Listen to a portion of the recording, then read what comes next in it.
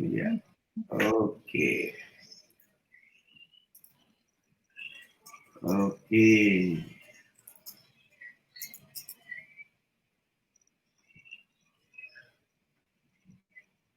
Ya.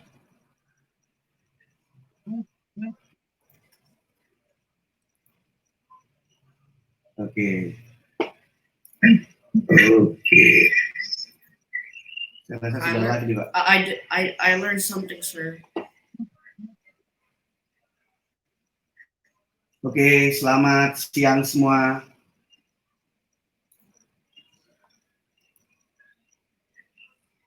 Saya lagi cek ini dulu.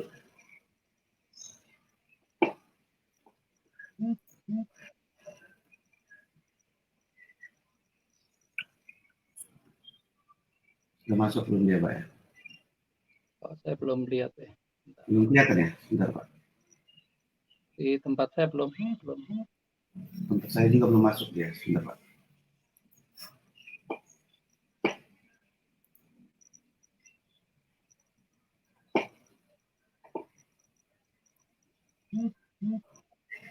Oh, sudah kayaknya. Sudah, saya tag dulu, Bapak. Dan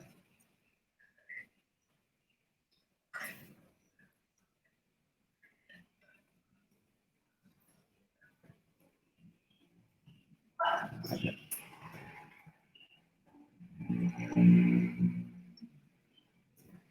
Invite, Pak. Oke.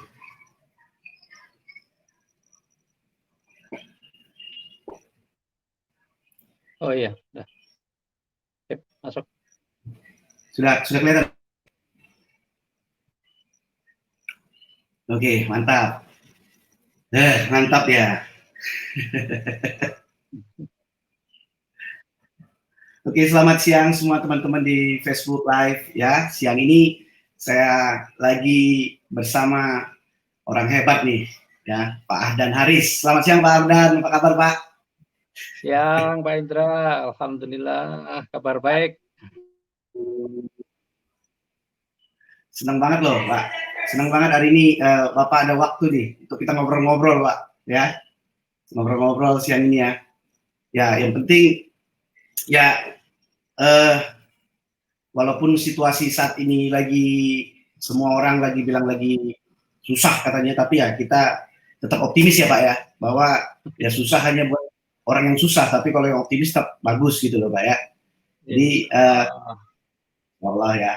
Jadi teman-teman hari ini saya memang niat banget, memang pengen mengundang Pak Ahdan karena sekedar informasi teman-teman juga mungkin tahu di Facebook saya ataupun di teman-teman di Facebooknya Pak Ahdan. Pak Ahdan ini adalah seorang leader besar nih di Indonesia ya untuk bidang network marketing. Jadi saya pengen banyak nanya-nanya nih ya, apa sih sebenarnya yang dilakukan di masa pandemi ini? Penasaran saya. Ya Pak ya. Ya, apa kabar Pak? Kabar baik Pak Indra. Waduh, ini saya juga sebenarnya perlu banyak belajar juga nih dari Pak Indra nih, seorang digital networker. Nah ini dahsyat nih ya. Saya lihat, saya dapat informasinya banyak orang-orang yang dimentori udah sukses juga di dunia network marketing nih, luar biasa Pak Indra. Ya, amin Pak. Alhamdulillah ya. Karena kita sama-sama tahu Pak. Sekarang ini kan kita nggak dikasih pilihan kan, terutama buat bisnis seperti kita ya, network marketing. Pilihannya cuma satu, yaitu bekerja dari rumah kan Pak. Jadi ya, mau nggak mau internet harus dimanfaatkan betul kan gitu Pak. Sebenarnya itu. Iya. Padahal sebenarnya ini bukan sesuatu yang baru ya. Mungkin kita kenal internet itu sudah sangat lama sebenarnya. Dan mungkin kita juga banyak, sebagian dari kita termasuk saya sih sebenarnya juga agak terlena dengan dunia offline-nya ya, yang selama ini kita jalani mungkin agak terlena. Tapi memang kondisi sekarang ini juga harus mengubah, makanya paradigmanya juga memang harus mulai benar-benar kita juga harus berubah nih. Iya.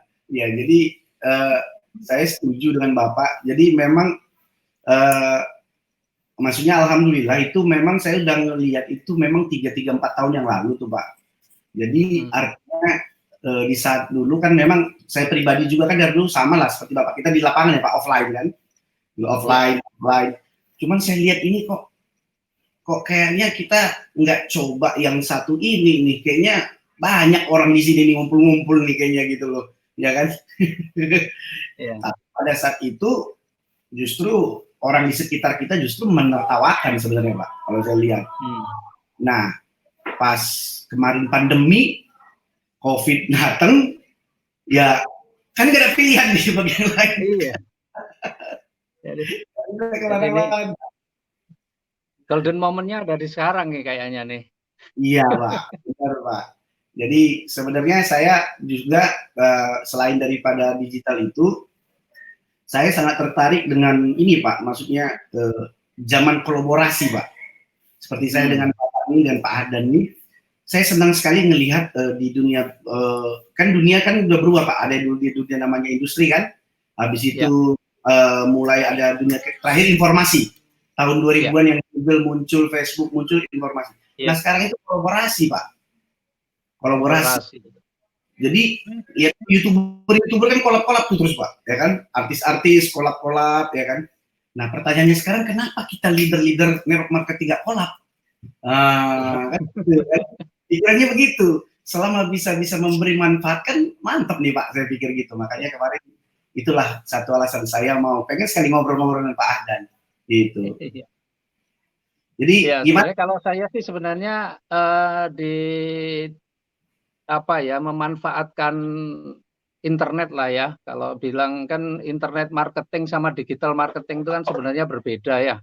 Benar. Tapi sebenarnya saya sudah merasakan ketika kebetulan kan saya nih Pak Hendra banyak bergaul dengan teman-teman di dunia usaha yang konvensional yang lain ya. Teman-teman yang aktif di dunia advertising, teman-teman yang ya macam-macam lah ya di itu. Dan mereka juga sudah merasakan sih seperti yang di dunia percetakan itu, order kan sudah sempat turun drastis ketika kemudian internet ya demikian masif. Bahkan ya seperti waktu koran juga sudah mulai larinya ke online semua, maka koran juga sudah mulai yang koran fisik itu udah pelanggannya sudah turun drastis. Orang iklan dulu billboard di panjang jalan tuh kalau rame, sekarang banyak sekali itu tulisan-tulisan disewakan. Artinya memang sebenarnya dunia ini sudah mulai sebenarnya sebelum pandemi sudah mulai sebenarnya perubahan kan sudah mulai terasa sebenarnya. Cuma mungkin kita saja yang masih agak terlena bahwa ini. Tapi alhamdulillah lah kalau kita kan ngelihat kondisi sekarang ini sebenarnya malah justru sesuatu yang bagus. Artinya ini ada pandemi atau tidak ada pandemi, sebenarnya dunia digital ini memang semua akan lari ke sana. Cuma ini kelihatannya ini percepatannya saja sekarang nih kelihatannya. Gitu ya, Pak Hendra kira-kira. Iya. Seakan-akan memang kayak dipaksa gitu ya Pak ya. Jadi kayaknya kan mungkin orang-orang kita tuh agak bandel-bandel tuh Pak. Ini sekarang nih zaman digital mungkin kan. Terakhir pandemi ini ya udah harus pindah deh. Semua gitu loh. Terakhir gitu Pak. Jadi jadi kayak shifting sih sebenarnya ada terjadi terjadi ada perpindahan kan dari dunia usaha yang tadi itu. Artinya sebenarnya kalau untuk khusus di network marketing ya di dunia kita Pak gitu. Sebenarnya ada juga beberapa salah kaprah gitu. Salah kaprah artinya ketika merasa main di digital networker, terutama yang paling basic lah sosial media Pak, penggunaan Facebook lah atau Instagram yang gratis lah.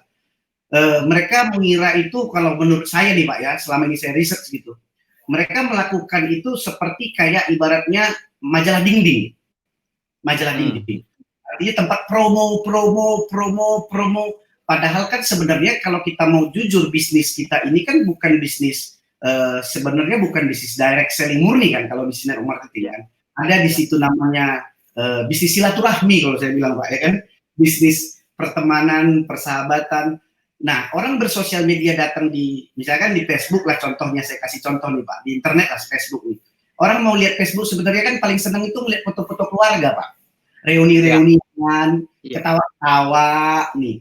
Nah, masalahnya sekarang ini dibantai sama teman-teman kita yang lain gitu. Facebook itu tempat promo produk, ngajak-ngajak join, nampilkan komisi. Yang terakhir kan lama-lama jadi ya orang ngelihat leader-leader yang lain yang konvensional ngelihat, aduh kalau main Facebook, main apa itu nggak jalan, bisnisnya nggak duplikasi itu karena dilihatnya cara yang salah gitu loh Pak.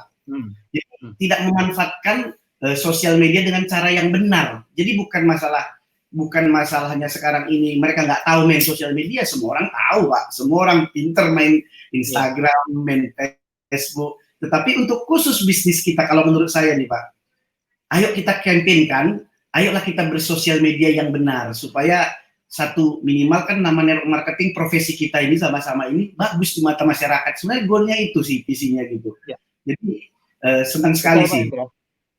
Saya juga sebenarnya baru mengamati. Jadi saya ini kan ya dulu suka karena kita ketidaktahuan ya. Jadi di dunia teman-teman juga banyak yang baru bermain di Facebook ya. Mungkin tahunya juga Facebook, tahunya Instagram. Yang nggak ngerti dunia digital marketing ini nggak ngerti ya. Jadi kayak saya juga melakukan promosi-promosi di Facebook.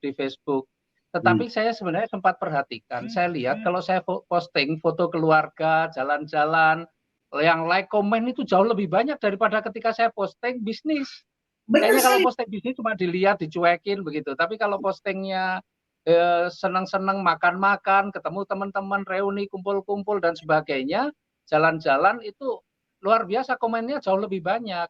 Nah ini sebenarnya saya membuat ya karena saya jujur aja Pak Indra, saya ini nggak ada kemampuan di dunia IT lah, itu sebenarnya sangat minim lah, super minim saya ini. Jadi ini sebenarnya juga momentum bagi saya untuk berubah. Jadi saya mulai banyak ketemu, banyak belajar bagaimana sebenarnya digital marketing itu yang seperti apa begitu. Nah, dan ternyata saya baru tahu, oh selama ini mungkin kita ya karena ketidaktahuan itu memanfaatkan Facebook untuk promosi, untuk jualan terus-menerus, sehingga justru itu tidak menimbulkan satu respect ya, satu respon positif dari teman-teman pertemanan kita di Facebook.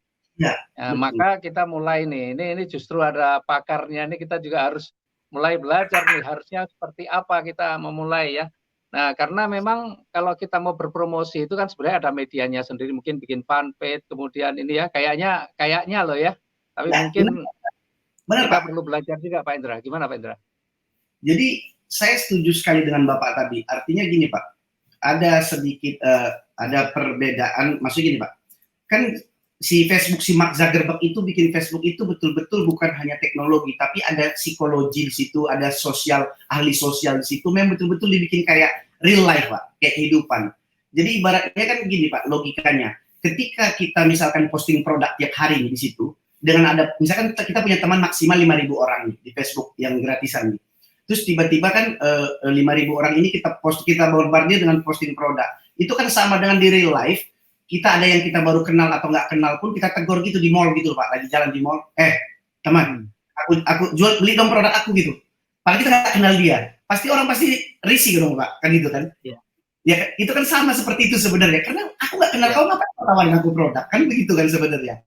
Jadi bahasa gampangnya begitu. Sama juga kalau di Facebook, kalau kita di situ cuma nunjukkan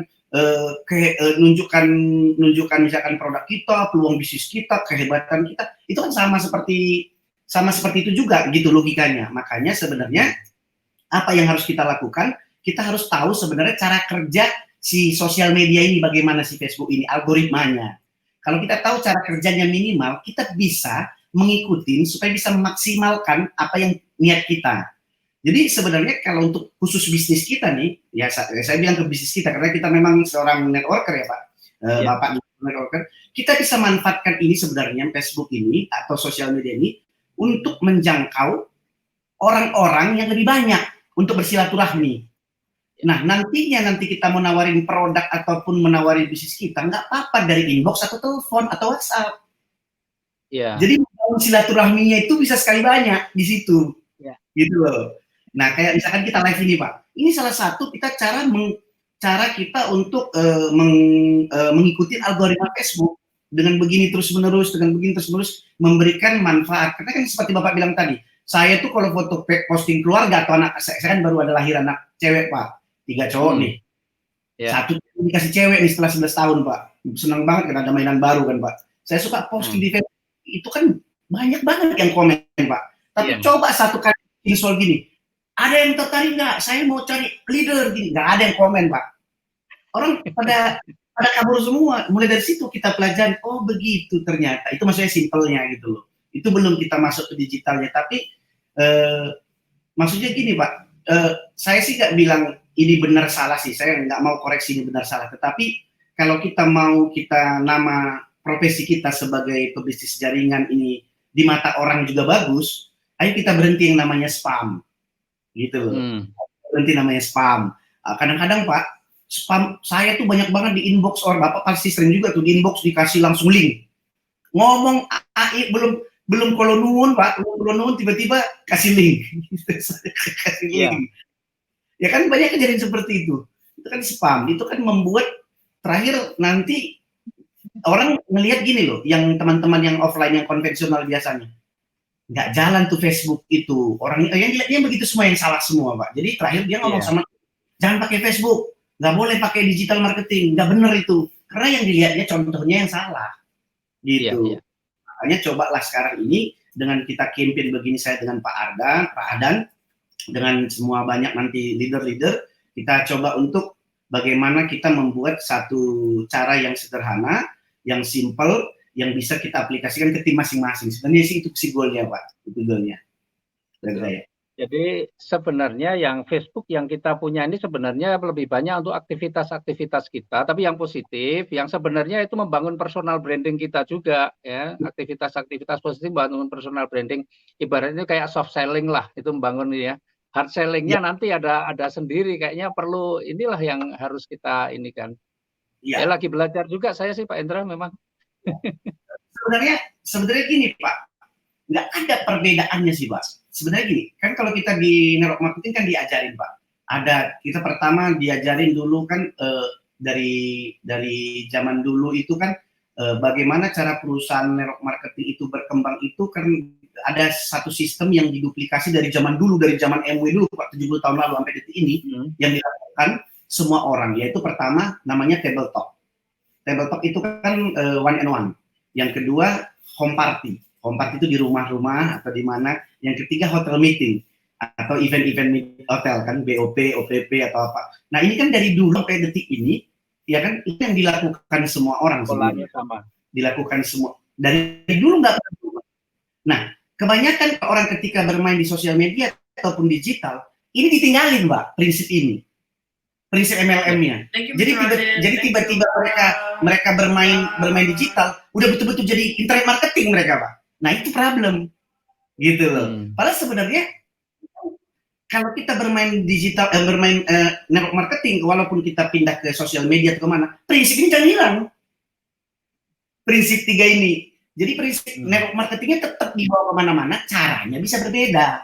Kan caranya aja kan, caranya mulai dari approach soft selling tadi Pak bilang, mulai kita baik dulu, kenal dulu, terus kita tahu dulu ini kita deketin silaturahmi dulu, barulah kita tawarkan produk. Kan nggak mungkin kita nggak silaturahmi, silaturahmi tawarkan produk kan, nggak akan ada juga yang percaya sama kita.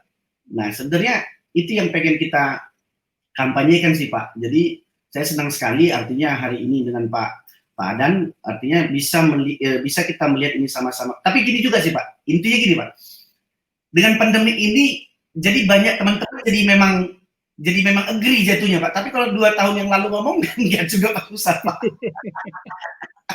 Iya, jadi kita sendiri kan sebenarnya ini agak ini ya.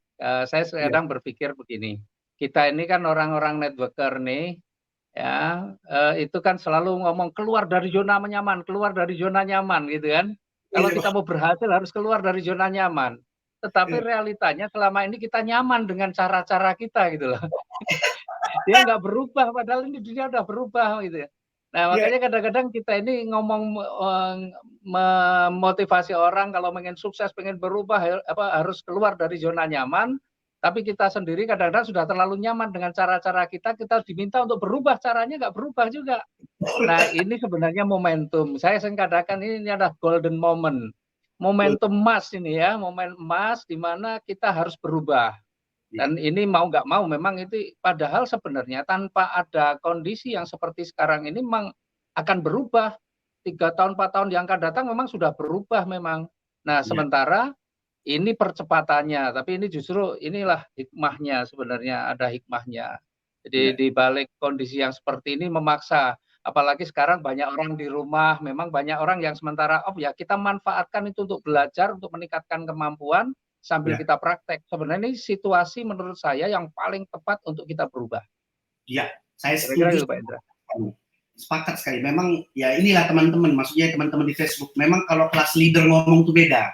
Teduh dia, nyaman seperti Pak Hadan ini, dia dapat, dia sedap, dia memang kalau pengalaman itu nggak bohong dia. Jadi maksudnya saya setuju sekali dengan Bapak.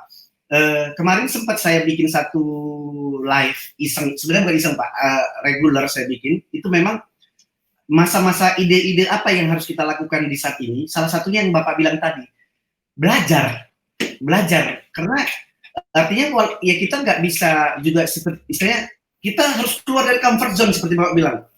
Sementara kita sendiri nggak mau keluar dari comfort zone kita ya.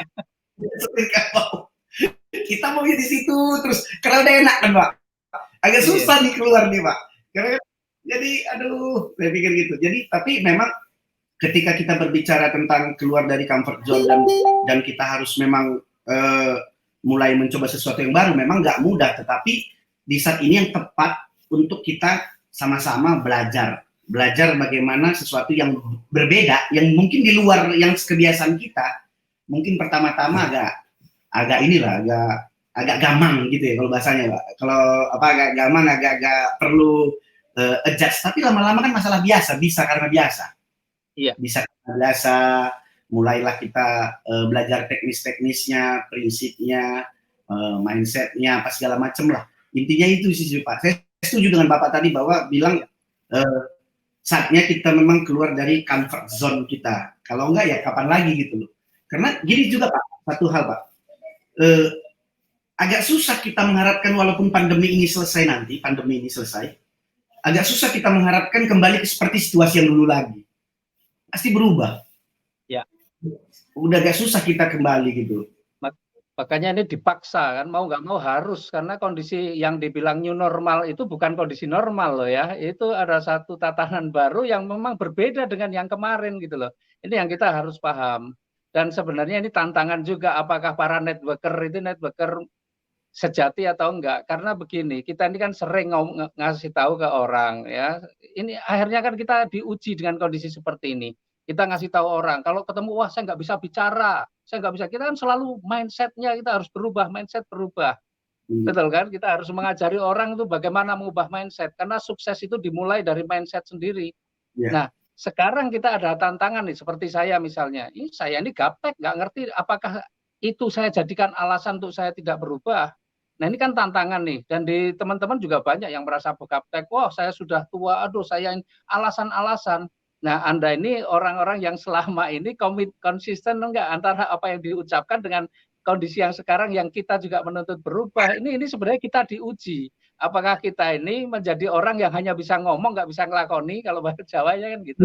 Atau memang kita apa yang kita sampaikan itu memang benar-benar juga kita harus menjalaninya. Karena teman-teman banyak sih sebenarnya beberapa, waduh Pak, saya kalau harus ngikutin begitu berat sekarang, saya nggak ngerti dan sebagainya. Apa bedanya dengan ketika kita prospek orang, dia bilang, aduh saya nggak punya uang, aduh saya nggak bisa, saya nggak bisa ngomong, saya nggak punya teman. Apa bedanya dengan seperti itu? Waktu itu kita motivasi dia. Nah sekarang saatnya memotivasi diri sendiri gitu ya. Atau mungkin leader-leader yang memotivasi timnya lah untuk semua harus berubah, harus melawan ketidakbisaan gitu ya. Melawan apa yang menjadi kendala-kendala atau hambatan itu harus kita lawan. Makanya saya bilang, saya ini juga orang yang gaptek, super gaptek bahkan mungkin. Ya, cuma ngerti Facebook ya cuma begitu aja. Saya Facebook aja dibuatkan Pak Indra. Saya masih ingat dulu waktu saya nggak bisa bikin Facebook, saya dibuatkan dulu ya. Ya, yang sampai sekarang saya pakai ini Facebook hasil buatan teman saya gitu. Nah, karena saya nggak ngerti Facebook itu apa, bahkan saya sempat nagih orang ketika dia punya tunggakan, saya tagih di Facebook, marah-marah dia.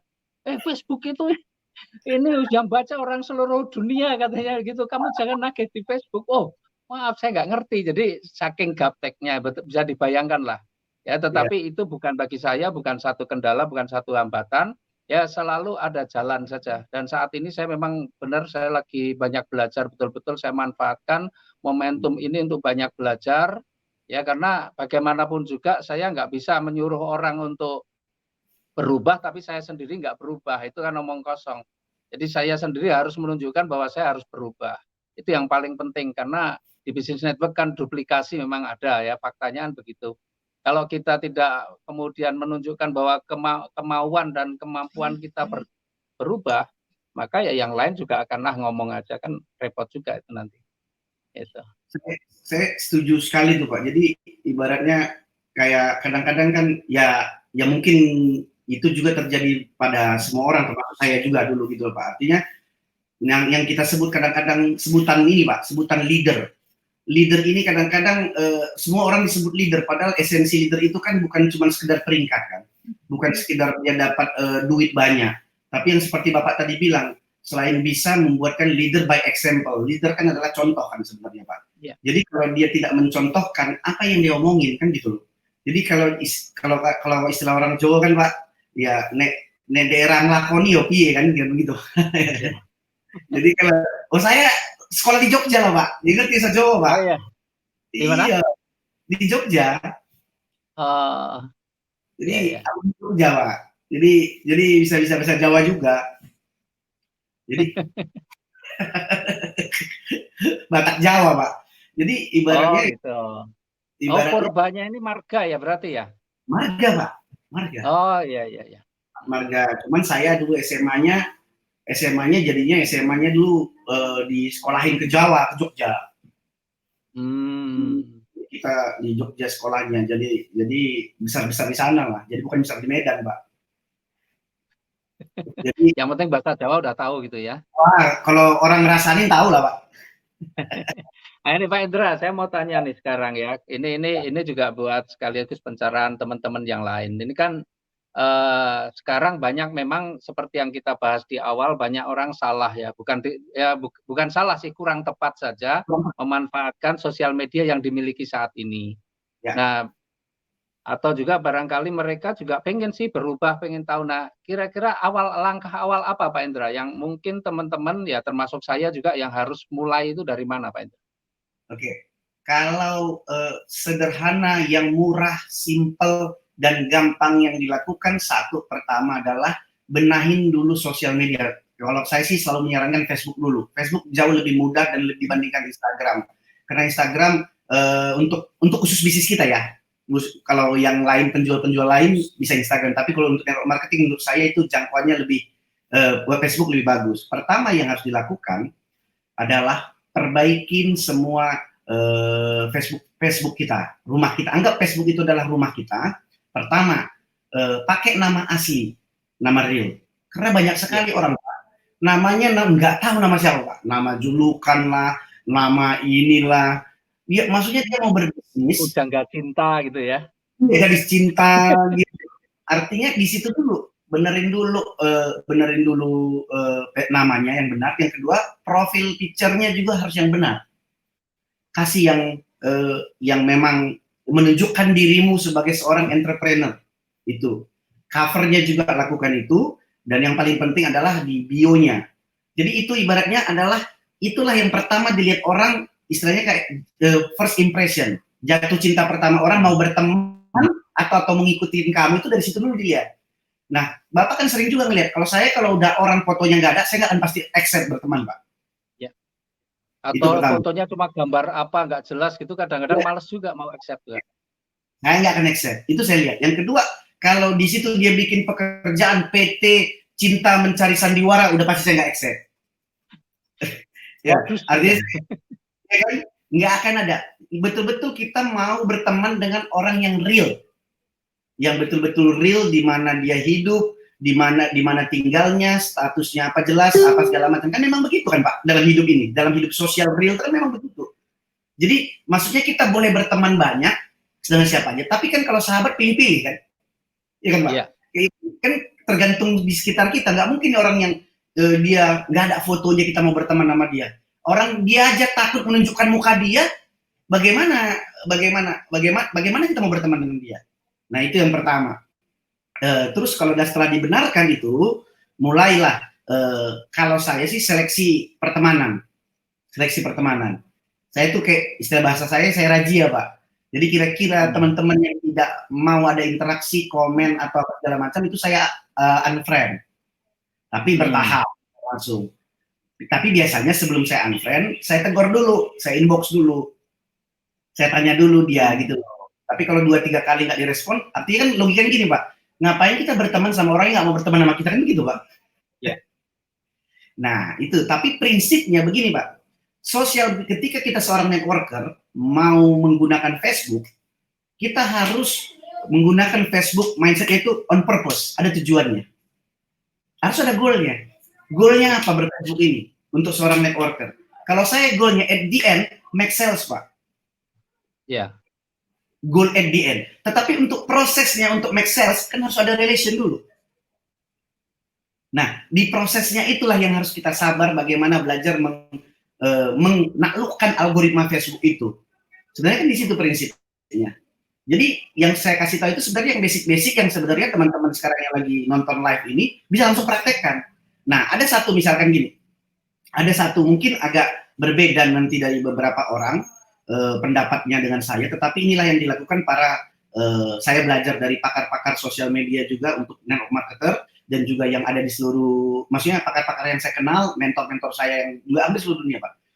Yang harus dilakukan, orang tidak terbiasa dengan berjualan di sosial media. Orang, maksudnya audiens itu tidak biasa, tidak mau melihat itu. Jadi biasakan juga di sosial media, jangan posting yang berbau produk Anda, yang berbau nama company Anda, yang berbau support system Anda, whatever, berarti yang Anda jual itu diri Anda sendiri. Yang Anda jual diri Anda sendiri. Tapi nanti mau di WhatsApp, di telepon, itu Anda prospek, terserah. Tetapi at least pertama bagaimana kita supaya orang mau berteman sama kita dulu. Contohnya gini Pak, kan banyak orang kalau udah ngelihat, misalkan saya buat nama X lah, nama perusahaan, saya buat nama produk saya, nama perusahaan saya di belakang.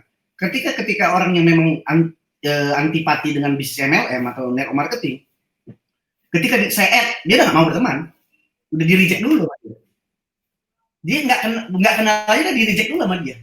Jadi ada alasannya kenapa kita nggak lakukan itu gitu loh. Karena goalnya tadi kan kita kan mau sales nih, tapi kan ada proses yang harus kita ikutin. Kan sama juga kalau di dunia network marketing secara offline, orang jalan di pinggir jalan nggak mungkin langsung kita prospek. Kan seperti itu tadi Pak. Berarti kan kita harus kenalan dulu sama dia, bonding dulu sama dia, ngobrol ngopi-ngopi dulu sama dia 1, 2, 3 kali, baru kita tanya nanti apakah dia lagi butuh satu peluang bisnis atau enggak, barulah kita presentasikan, begitu Pak. Sama halnya di sini Pak. Jadi sebenarnya prinsip-prinsip offline yang kita pindahkan ke sosial media, itu sebenarnya mindsetnya gitu. Jadi bukan ada sesuatu yang hebat banget main digital marketing ini atau digital networking, nggak ada sebenarnya. Semua prinsip MLM yang diaplikasikan, cuma caranya aja digital, gitu loh. Itu sebenarnya. Jadi kalau orang yang sudah menguasai people skill, orang yang menguasai network marketing secara prinsip, ketika dia bermain digital itu jauh lebih mudah Pak. Karena sebenarnya Bapak gak usah khawatir walaupun gaptek. Kalau teknis kan bisa nyuruh orang Pak. Iya, ya itu enaknya kan. Mindset saya itu kan karena saya memang sebenarnya sangat lama di dunia konvensional. Jadi saya sering katakan ke teman-teman, saya ini orang yang nggak bisa apa-apa. Saya kan pernah punya usaha tour and travel. Saya ini orang yang nggak begitu suka traveling, tapi bisa punya usaha tour and travel. Yang penting saya cari orang yang senang traveling. Aduh, mantap. Saya pernah punya restoran, masak aja saya nggak bisa, tapi kenapa bisa punya restoran? Ya gampang aja, tinggal cari orang yang pintar masak kan. Rasanya, seleranya tinggal ditanya aja orang-orang konsumen bagaimana rasanya, kita bikin promo dulu, orang pada makan di situ, kita bikin kuesioner rasanya, tentang taste-nya bagaimana ini dan sebagainya, kan kita jadi tahu. Nah sebenarnya sama sih, sekarang saya kalau harus mulai belajar dari awal ya saya nggak ngerti kapan selesainya, tapi mudah juga karena banyak orang yang pintar-pintar yang kita bisa ini minta untuk membantu mewujudkan apa yang menjadi target kita. Betul. Gitu. Dan saya gini, menanggapi tadi Pak Indra, jadi cocok bener. Saya ini kan kalau ada orang, coba lihat di bio saya ini nggak menunjukkan satupun tentang apa yang saya jalani kan di bio saya. Cuma ya pribadi saya. Kemudian nama ya nama benar gitu ya. Kemudian saya juga kalau accept pertemanan, kalau namanya udah nggak jelas, kadang-kadang saya memang banyak nggak accept. Tapi sebelum saya accept juga, biasanya saya lihat dulu postingannya kayak apa. Betul, Pak. Kalau postingannya yang aneh-aneh, yang nggak ini, ya nggak akan saya accept. Ya. Jadi kita juga, memang ini juga pelajaran buat kita, buat teman-teman juga, kalau posting itu ya tunjukkan bahwa ini postingnya posting yang sesuatu yang manfaat lah. Bukan Ya. harus jualan loh ya, mungkin kata-katanya juga bagus, yang apalah. Artinya ada sesuatu yang orang tuh mau menerima pertemanan kita. Kemudian ya itu tadi, kalau nama itu sebenarnya sudah berkali-kali juga saya ingatkan ke teman-teman saya, tim saya juga, kalau di sosial media pakai nama sebenarnya, karena orang tuh akan lebih nyaman ketika kita ini merasa bahwa ini orang ini yang saya kenal tuh ya itu dia namanya ya ini gitu loh, bukan nama samaran dan sebagainya. Itu membuat orang nggak nyaman, nih siapa sih ini sebenarnya? Iya. Itu kan kadang-kadang namanya dibikin aneh-aneh pakai apa gitu ya. Nah itu nggak mendukung. Setuju Pak Indra yang itu. Ya. Nama kadang-kadang lucunya itu Pak, nama julukan, nama ya aneh-aneh lah. Itu satu prinsip. Sebenarnya kan prinsip basic. Terus tadi kalau misalkan tadi soal postingan tadi saya setuju sekali Pak. Karena kadang-kadang berteman dengan orang yang memberikan postingan yang aneh-aneh, negatif-negatif, ngapain kan gitu loh Pak. Jadi makanya kita nih teman-teman di networker yang melihat live ini artinya kita mulai ngerti gitu loh. Oh berarti begini ya menggunakan Facebook. Begini dong caranya kita untuk mengetahui orang. Terus yang kedua satu lagi sebenarnya satu tips ya buat dari saya tuh yang paling berguna sebenarnya. Anda harus rajin memberikan gitu. Jangan posisikan kebanyakan orang bersosial media begini Pak. Selalu memposisikan diri sebagai artis. Artinya dia cuma yang pengen di like, di komen, di share. Selalu orang begitu. Dia lupa sosial media itu interaksi antara dua orang. Yeah. Nah, algoritma Facebook itu bekerjanya begitu, Pak. Jadi kalau saya baru berteman sama orang, nggak masalah saya komen duluan. Nggak masalah saya add duluan. Yang penting orang yang merespon itu dilihat sama Facebook bahwa, oh orang ini berteman. Rajin-rajinlah komen yang positif kepada orang, supaya Facebook melihat. Nah, karena banyak orang nggak sadar, Pak. Dia kira gini, kemarin ada yang nanya gini sama saya, Pak. Bang, saya kan teman saya 5.000 orang, Pak. Dia nggak tahu kalau Facebook itu cara kerjanya bukan banyak-banyakan teman. 5.000 orang pun paling cuman yang dikirim kalau posting itu paling cuman 2-3% Pak, paling banyak 4%. Tergantung interaksi. Interaksi itu like, comment, share, dan beberapa hal lagi lah, gitu loh. Jadi kalau kita ibaratnya memposisikan diri sebagai artis tidak mau berinteraksi dengan orang pun kan nggak berinteraksi, kan logikanya gitu Pak. Ketika saya komen di Facebook Bapak, ada sesuatu misalkan sama family, halo Pak Adan, waduh lucu banget, misalkan contoh, lucu banget tuh anaknya, atau pemandangannya, Bapak kan pasti interaksi lagi, kan jawab lagi. Nanti saya posting akan muncul di Bapak postingan saya, akan komen lagi. Nah begitu cara kerjanya sebenarnya. Nah teman kita enggak, kebanyakan dia pengen pasif, kayak udah public figure gitu loh Pak. Nggak mau, orang cuman kadang-kadang diem aja deh, tapi dia bingung. Saya pernah satu loh Pak, kejadian lucu Pak, teman saya nih Pak. Dulu dia salah seorang mantan leader tim saya sih. Jadi dia marah sama saya Pak. Dia bilang gini sama saya, dia WhatsApp nih Pak, Bang Indra, kita kan deket banget, tapi kamu kok kurang ajar banget Bang, kamu unfriend aku katanya di Facebook. Dia tersinggung gitu marah sama saya. Lah, kenapa saya begitu? Kenapa saya unfriend kamu? Iya, kenapa setiap postinganmu tidak muncul, di postingan suami saya muncul terus, katanya begitu. Jadi di Facebook suami saya muncul, di postingan saya tidak muncul. Jadi dia marah betul Pak. Oh, kamu tuh begini-begini. Oh, saya lihat di Facebook saya screenshot, kita masih berteman, aku bilang. Lah tapi kenapa nggak muncul? Nah makanya saya bilang, suami kamu setiap saya posting, dia komen. Lah kamu nggak pernah komen sama sekali, makanya nggak pernah muncul. Mulai dari situ dia komen, oh udah muncul Bang katanya, makanya jangan dulu saya bilang. Betul. Jadi ini hal kecil sebenarnya, hal sederhana, tapi kita tidak mempraktekkan. Saya kadang-kadang, jadi jangan tersinggung misalkan teman-teman, walaupun sudah berteman sama saya di Facebook, ketika kalau udah timeline saya itu saya lihat cuma jualan, saya lihat 1, 2 kali, 3 kali, itu saya unfollow. Tapi kalau terus orang yang begitu saya unfriend. Memang harus dibersihkan gitu loh Pak, semua Facebook kita itu dari hal begitu. Kalau nggak nanti, ketika kita respon yang jualan, nanti yang jualan datang terus ke Bapak. Gitu dia Pak. Jadi itu begitu. Sekali Bapak komen yang jualan, nanti yang jualan akan muncul terus Pak. Jadi kayak seakan-akan Bapak memerintahkan Facebook, algoritmanya, hey Facebook, yang jualan mana lagi gitu. Jadi jangan komen jualan kalau nggak butuh, kecuali Bapak butuh sesuatu. Ada gitu. interest kan berarti, maka akan tampil terus kan. Terus gitu. Jadi makanya ya banyak sih sebenarnya trik-triknya gitu loh Pak. Tapi at least dari hal-hal kecil yang pertama yang kalau menurut saya paling penting fundamental, ya teman-teman di Facebook ini sekarang ini paling gampang itu adalah jadikan Facebook kamu itu, Facebook Anda itu jadi Facebook yang real gitu loh. Itu aja dulu paling gampang gitu. Nah, artinya nggak usah dulu mikir, karena gini Pak, kadang-kadang lucunya teman-teman ini saya lucu nih Pak. Bang Indra, saya mau belajar sama Bang. Oke. Terus kapan saya berhasilnya? Nah, saya bilang, hubungan belajar dengan berhasil, bukan, kapan saya suksesnya? Bisa sukses nggak? Hubungan belajar sama sukses apa hubungannya sama saya bilang gitu loh Pak. Jadi di mindset teman-teman kita ini memang mental instan semua banyak kan Pak. Jadi ketika mereka belajar, mereka berharapkan itu langsung dapat hasil. Gitu loh. Bukan prosesnya yang mereka mau pelajarin. Bahkan saya sering sampai bilang gini Pak, lucunya nih Pak. Saya itu udah belajar beberapa, saya memang 2-3 tahun ini aktif banget ikut belajar gitu Pak, e-course di luar, tapi tentang network marketing dan digital gitu. Tapi kan ketika saya belajar sudah bayar mahal-mahal, itu bahkan sampai yang ribuan dolar bayarnya, apakah saya langsung pintar? Ya enggak. Ada dapat hasil? Enggak. Belum. Itu harus dipraktekkan dan belum tentu juga jadi langsung. Gitu loh. Nggak bisa, nggak ada yang langsung truk gitu loh. Nah, kadang dia nanya gini juga Pak, jaminannya apa kalau saya berhasil? Gila Pak, minta jaminan dia pakai pegadaian.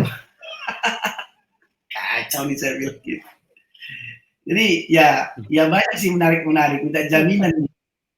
Jadi ya itu maksud saya. Jadi kita ya semoga dengan adanya live ini ya, mungkin teman-teman bisa mendapat pencerahan minimal mulai mendapatkan satu paradigma berpikir, cara berpikir bagaimana kita sebenarnya pengen menjadi pebisnis networker yang inilah, yang profesional lah, ya yang maksudnya kita lebih maksud saya gini Pak, saya nggak tahu nih, ini cita-cita visi saya dari 12-15 tahun yang lalu Pak. Saya bermimpi begini Pak, karena gini Pak, saya sedikit cerita ya Pak ya kalau boleh Pak, kalau Bapak izinkan. Di keluarga saya itu cuman saya lah yang nggak sekolah Pak. Maksudnya nggak sekolah itu maksudnya SMA drop out, ya kan? Kuliah juga tahu-tahu di UMPTN malah lulus UMPTN. Tapi kuliah 5 tahun, senang bisnis, drop out juga. Jadi udah SMA drop out. Jadi kalau abang-abang saya, adik saya dokter, semua sekolah Pak. Jadi memang dari dulu memang nggak otak yang dari jalur pendidikan. Tapi orang tua saya itu pegawai negeri, orang kita keluarga sederhana yang memang menempatkan sukses itu adalah dokter, sukses itu adalah insinyur, sukses itu adalah pegawai negeri gitu loh Pak. Jadi dari dulu saya tuh pengen sekali punya cita-cita, karena saya dari dulu cinta sama network marketing. 15 tahun ke depan banyak orang tua yang akan bilang, nah kamu nggak usah jadi dokter, nggak apa-apa, nggak usah jadi pilot, tapi jadi networker aja, gitu loh Pak.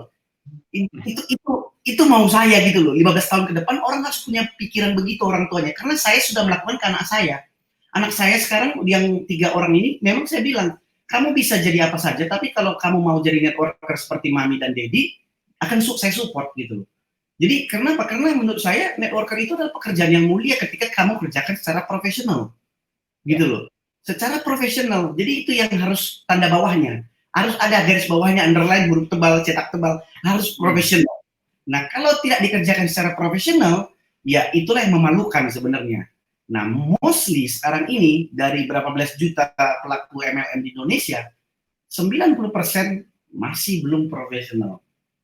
Nah, masih 90% masih dengan cara-cara yang artinya yang membuat ya kita diblokir lah. Diblokir dari pertemanan, datang reuni, diprospek semua orang, gitu. Ya itulah, itu maksud saya. Jadi artinya saya punya visi tadi itu Pak. Visinya itu pengen 15 tahun ke depan mungkin terkesan muluk-muluk bagi semua orang. Tapi ini dari 15 tahun yang lalu Pak. Dari 15 tahun yang lalu. Satu saat nanti orang bilang gini, ya udah nak, kamu bisa jadi dokter, kamu bisa jadi sarjana, kamu bisa jadi insinyur, kamu bisa jadi apapun, tapi kamu bisa jadi network marketer loh. Gitu loh. Dikasih pilihan sama ibunya loh Pak. Karena ini profesi yang bagus gitu loh. Ya saya sih pengennya begitu. Nggak tahu gimana menurut Bapak tuh. Setuju nggak gitu Pak? Iya, Jadi memang justru menjadi network marketer itu sebenarnya pilihan cerdas sih kalau menurut saya. Karena saya juga membandingkan sekian lama ya. Saya memang latar belakang orang konvensional murni dan banyak bisnis yang saya jalani.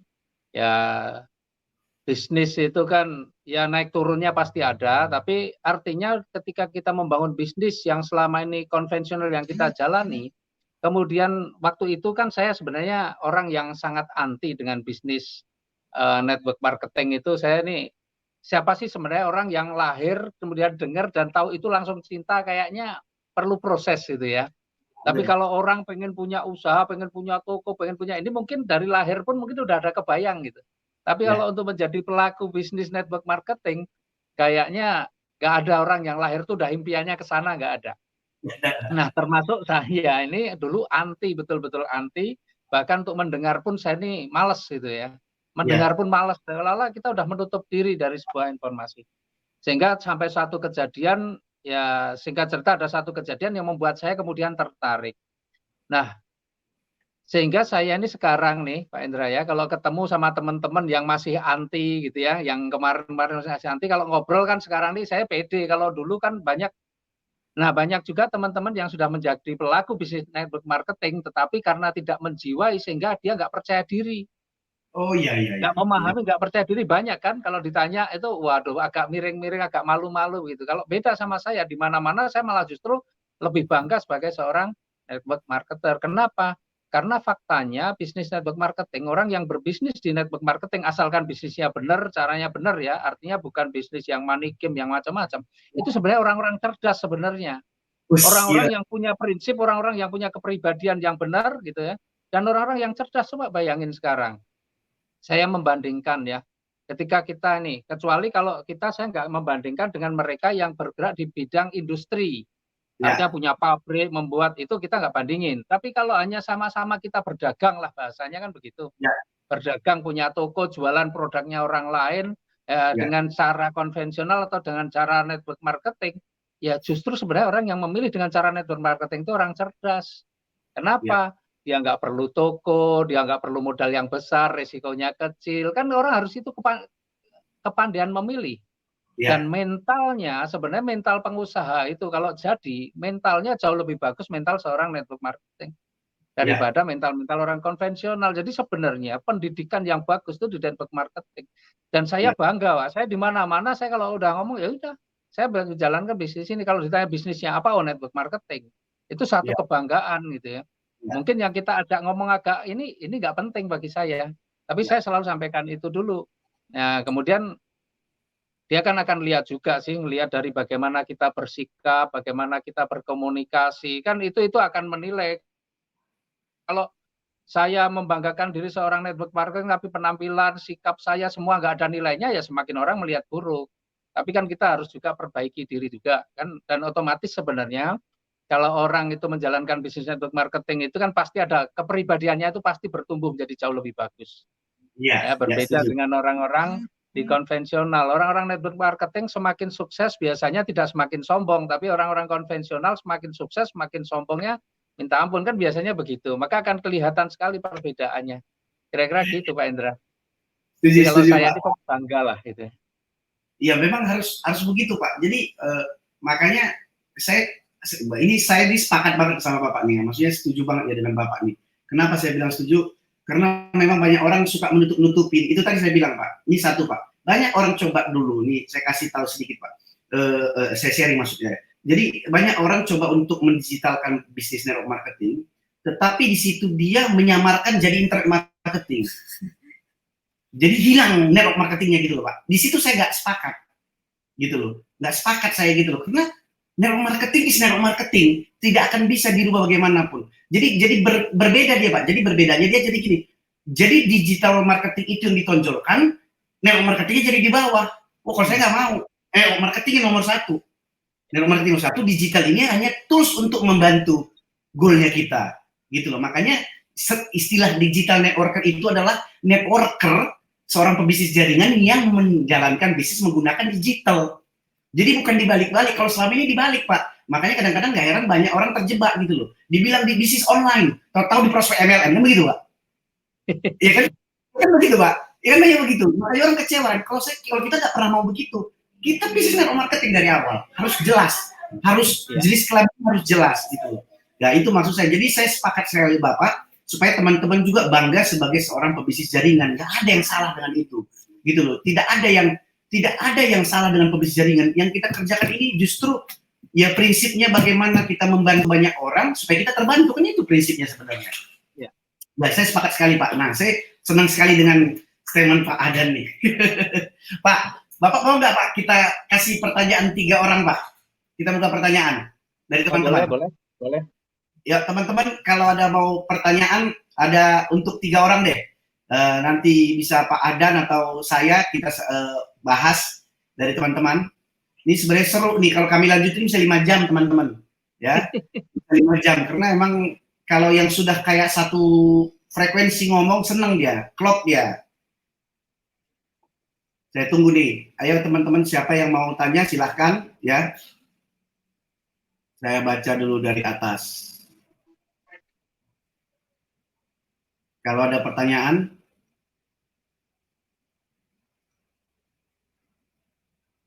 network marketing itu ada yang bilang gini Pak, sama seperti Bapak, network marketing itu orang-orang cerdas kalau dijalankan dengan profesional. Wah itu statement Bapak tadi keren tuh memang. Nih, Ninuh Sundari bilang, network marketer itu orang-orang cerdas kalau dijalankan dengan profesional. Ya, betul. Iya. Nah, ini pertanyaan dari satu orang nih. Dari Pak Ari Artadi. Untuk Pak Ahdan, kenapa leader MLM banyak yang nggak stabil income-nya dibandingkan di luar negeri? Nah, itu dia. Ya. Oke Pak, nggak apa-apa Pak. Jawab aja Pak. Nanti jadi memang sebenarnya bukan hanya di MLM ya, di dunia usaha lah, pengusaha, kecuali kalau yang mau income-nya stabil itu kan kalau dia jadi karyawan itu ya. Pengusaha itu relatif income-nya nggak stabil, dan kita memang pelaku bisnis network ini kan nggak pengen yang stabil. Kita pengen bertumbuh terus kan. Ya, tapi kalau yang dimaksud naik turun ya itu biasa. Di bisnis selalu begitu. Ya, di bisnis itu selalu begitu, ada naik turun. Itu apalagi kalau masih tahap memulai ya. Tapi kalau sudah dalam posisi tertentu, kita sudah membangun timnya bagus, ini yang ada kecenderungannya apa? Kecenderungannya adalah meningkat. Kecenderungannya meningkat, bukan kecenderungannya tetap stabil, enggak. Ya.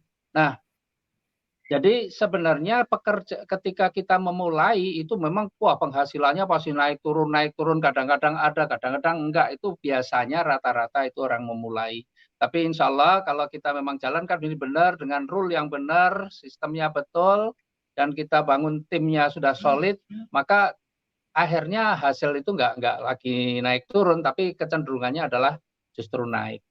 Itu yang saya rasakan. Saya nggak ngerti sih kalau MLM di luar negeri ya, karena saya ini jujur aja di bisnis network ini bukan orang lama, ya saya termasuk orang yang baru, tetapi alhamdulillah saya banyak belajar dari orang-orang pelaku bisnis network yang lain. Saya banyak sharing, banyak diskusi, sehingga saya mendapatkan banyak pelajaran, banyak ilmu dari mereka-mereka yang juga sudah sukses menjalankan di bisnis network marketing. Nah, jadi kalau yang di luar negeri, saya nggak paham betul. Mungkin Pak Endra yang punya pengalaman barangkali. Ya, karena memang setuju dengan Bapak tadi, karena mungkin ya artinya memang konvensional dengan network marketing kan kalau income-nya network marketer kan selalu expose bertumbuh kan, dia kan berkembang terus. Tetapi karena stabil dan enggaknya memang kadang-kadang memang tergantung dari ya sistemnya juga sih, ada banyak faktor lah, ada sistem, ada produk, ada company dan macam-macam. Tetapi ya yang tadi itu sebenarnya sudah Bapak jawab semua sebenarnya. Ya. Ini ada lagi Pak. Ini kenapa alasannya kita post di FB tidak boleh menonjolkan produk kita? Oke. Bagiannya Pak Endra itu.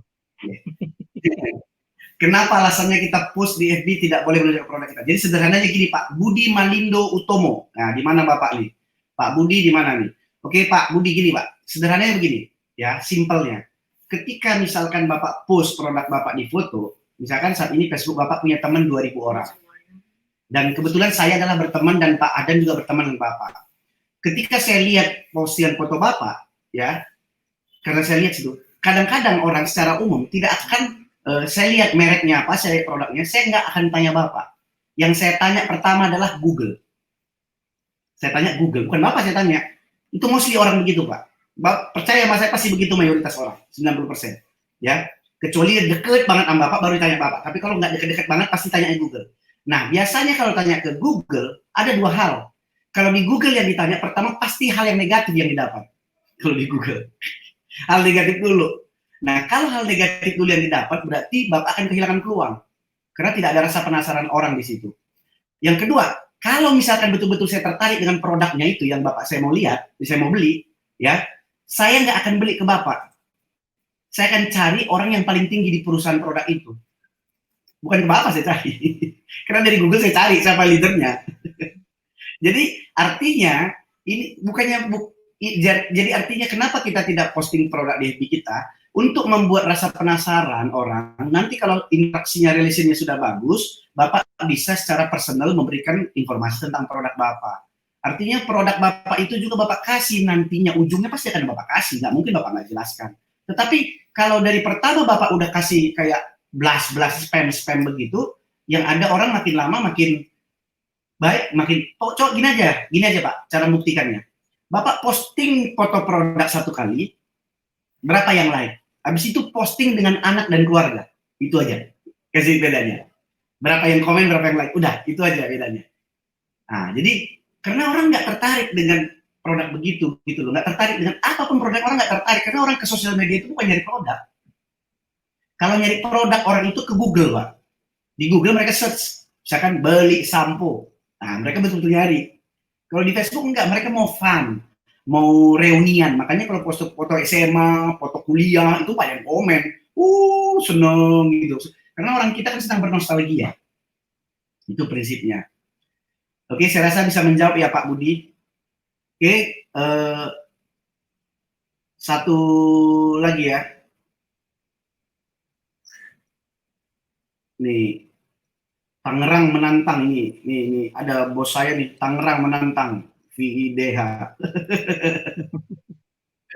Gila, bagaimana saran personal branding ini siapa nih? Ibu Fania di teror kalau muncul di kalau diam saja tidak berkembang bisnisnya. Jadi yang dikepo ini apa nih? Bagaimana saran personal branding mitra yang FB-nya dikepoin oleh debt collector kalau muncul di permukaan di teror, kalau diam saja tidak berkembang bisnisnya. Waduh. Bu Fani. Ya, itu menarik ini.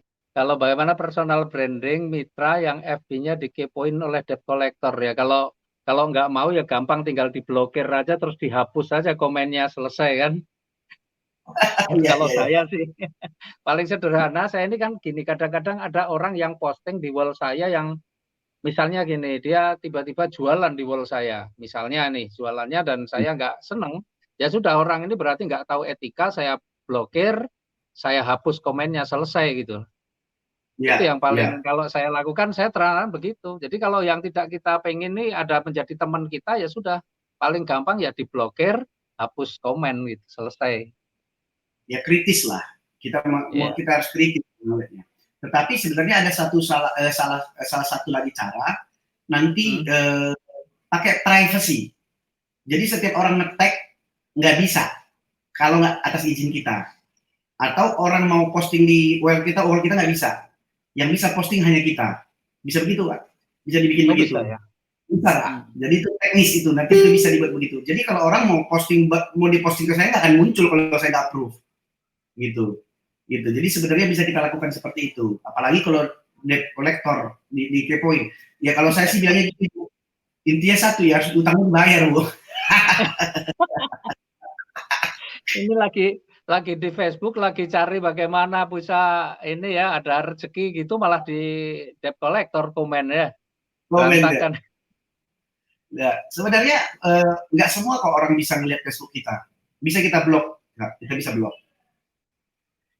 Nih udah 3 nih. Leader saya Pak Tantan, selamat datang. Oke, saya cari satu lagi deh, biar seru nih. 3 pondasi network. 3 pondasi network belum selesai. Mohon penjelasan. Di mana tadi ya? Kalau saya jadi lupa nih Pak. 3 pondasi network yang belum selesai, mohon penjelasan lengkap. Bentar ya.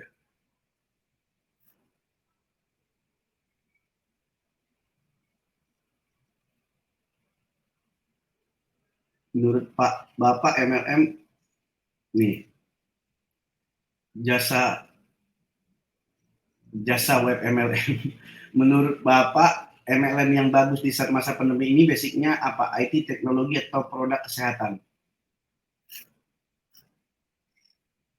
Wah, ini sangat spesifik ya Pak ya. Ya, ini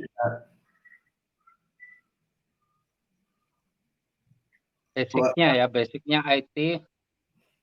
Ya, kalau gini, ini Pak Edra, jadi sebenarnya kalau MLM ya, bisnis MLM, network marketing itu kan selama ini sebenarnya yang basicnya IT, artinya membisniskan IT-nya, itu kan memang nggak ada izinnya, nggak bisa keluar izinnya sebenarnya.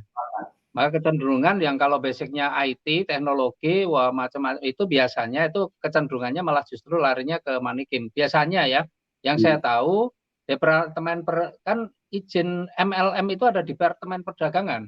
betul. Ada di Departemen Perdagangan. Nah, kalau yang didagangkan itu jasa, ya IT itu kan masuk kategori jasa ini. Itu nggak bisa, dilarang. Maka harus ada produknya.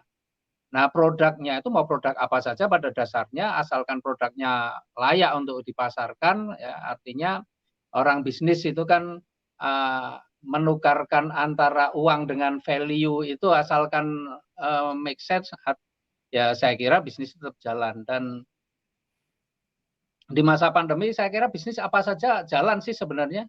Ya kalau non network pun bisnis apa saja jalan. Saya kemarin baru saja ketemu juga ngobrol-ngobrol lagi sama teman saya yang memang bermain di bisnis online. Itu jualan baju itu sekarang dia meningkat tajam. Justru dia melihat sebenarnya di bisnis online saat ini ya, termasuk di network marketing juga nanti, itu juga sangat prospek luar biasa. Kenapa? Di saat orang sudah mulai malas keluar karena masih ada kekhawatiran-kekhawatiran. Bayangin, Tanah Abang itu omsetnya 400 miliar per hari. Tanah Abang, kemudian tutup. Maka itu marketnya lari kemana? Marketnya lari ke online. Maka justru di kondisi yang seperti ini biasanya di bisnis online itu, wah omsetnya langsung meledak, meningkat. Ya. Dan teman-teman termasuk di bisnis yang saya jalani saat ini kan ada juga yang menjalankan dengan sistem online 10 bulan faktanya dia bisa raih luar biasa. Jadi justru di kondisi seperti inilah apapun sebenarnya asalkan benar caranya gitu ya, produknya sesuai, insya Allah bisnis apapun itu kalau kita jalankan dengan sistem network marketing ya, di sistem digital ini saat ini tetap keren semua. Yang penting caranya juga benar, produknya juga manfaatnya jelas gitu ya, kualitas dan harga ini sesuai kan. Sebenarnya orang berdagang, orang bisnis itu kan membarterkan antara uang dengan nilai. Nah, asalkan itu sesuai, insya Allah semuanya bisa jalan. Ya, ini ada lagi Pak. Ini saya udah paham nih maksudnya nih. Pak Agus Suprayono, 3 pondasi yang tadi itu, yang dijelaskan hanya 1 soft selling, yang kedua dan 3 mau dijelaskan Pak. Thanks dari tim Eko Racing Sutra, Sulawesi Tenggara. Apa kabar Sutra? Mantap nih Sutra nih. Nah, mungkin ini saya lanjutin tadi mungkin sedikit tadi itu Pak. Yang tadi itu maksud saya itu gini, 3 basic yang 3 pondasi dari network marketing itu adalah maksudnya yang sudah dilakukan oleh perusahaan-perusahaan network marketing dari ratusan tahun lalu.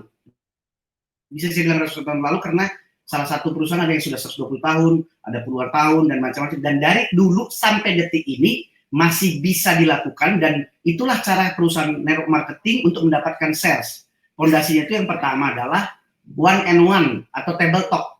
Maksudnya presentasi 1-on-1. Ini metodenya, basicnya. Yang kedua itu home party atau home meeting yang di rumah. Yang di rumah-rumah ada acara, diundang teman-teman. Yang ketiga itu adalah hotel meeting. Hotel meeting ini adalah BOP, OPP. Artinya ketiga ini ini adalah fondasi yang dari dulu sampai detik ini, dan ini masih dilakukan oleh semua perusahaan-perusahaan MLM. Jadi artinya ini tidak akan pernah berubah. Nah, kalau sekarang, zaman sekarang ini, ketika ini prinsipnya tidak berubah, hanya dipindahkan caranya. Kalau Japrian itu namanya one and one, kan kayak gitu dia.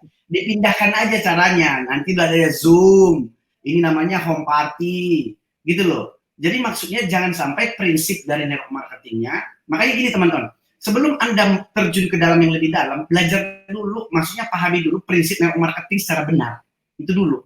Jadi lebih enak Anda mau jualannya nanti, mau building networknya, atau mau building timnya gitu loh. Itu sih menurut saya. Jadi saya rasa udah menjawab ya Pak Agus, karena nggak mungkin juga Pak, banyak banget kalau kita jelasin Pak. Bisa 2 jam nanti Pak sendiri Pak jelasin itu Pak. Ya, saya rasa udah Pak pertanyaannya. Nanti kalau kita ikutin bisa banyak banget pertanyaannya Pak. Ya, saya sih terima kasih sekali ya Pak buat Pak Adan ya. Jadi saya harapkan ini bukan yang pertama dan terakhir Pak. Saya harapkan silaturahmi kita akan terus berjalan ya. Kita terus keep in touch ya, dan nanti kita sharing-sharing Pak, ya kan? Dan kita berjuang maksudnya untuk minimal kita, artinya gini, berjuang untuk profesi kita mau nanti artinya gini Pak, saya suka istilahkan profesi itu sama seperti kayak dokter spesialis Pak. Dokter spesialis jantung, sesama dokter spesialis jantung itu berteman, bersahabat mereka. Bukan saling rebutan pasien, gitu loh Pak. Sama seperti kita gitu loh Pak, ya kan? Betul. Kita sebagai network marketer juga tidak saling rebutan pasien, tetapi tetap bersahabat, saling sharing, saling berbagi informasi, dan ini yang harus kita biasakan di profesi kita. Saya rasa dari saya itu Pak, terima kasih sekali Pak. Kalau Pak Ardan mau ada tambahin. Ya, terima kasih Pak Endra. Ini luar biasa. Saya senang sekali ini bisa hari ini ada kesempatan kita untuk ngobrol bareng-bareng, dan alhamdulillah juga teman-teman ini banyak yang ngikuti. Mudah-mudahan ini benar-benar manfaat. Ya sama harapannya Pak Endra, mudah-mudahan ini bukan sekali ini saja. Mungkin nanti lain waktu kita ada apa yang mau kita bahas, kita sharingkan juga dengan teman-teman. Dan satu hal yang paling penting yang saya catat ini, yang memang penting betul, itu teman-teman yang memang benar-benar mau membangun bisnis dengan benar. Yang pertama di Facebook itu namanya itu loh. Namanya sesuai nama yang asli, postingannya ya posting yang menunjukkan personal branding kita lah. Artinya kualitas diri kita, aktivitas kita, hal-hal yang positif lah yang kita tampilkan. Mudah-mudahan dengan begitu minimal orang yang berteman dengan kita melihat kita ini bukan orang yang kemudian tidak berkelas, tidak berkualitas, sehingga nanti kalau kita membangun satu kerjasama bisnis, mudah-mudahan teman-teman yang sudah berteman di Facebook itu dengan mengamati postingan-postingan kita, maka dia akan merasa nyaman.